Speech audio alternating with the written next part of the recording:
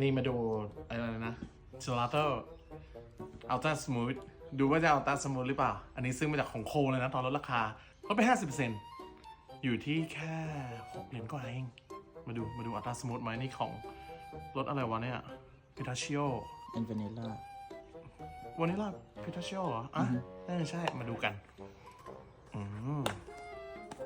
น่ากินไหมล่ะดูน่ากินอยู่นะเนี่ย Made in Italy ส่งมา1 โคเลยเขาบอกว่าให้รีบกินตอนอุณหภูมิ-7อร่อยครับมีเนื้อของพิทาชิโออ่ะแล้วก็อันเนี้ยเอาดูนะเดี๋ยวไปซื้อรสนึงมาดีกว่ามันมีอีกรสนึงเป็นซอสคาราเมลเพราะอัลตร้าสมูทเลยอ่ะ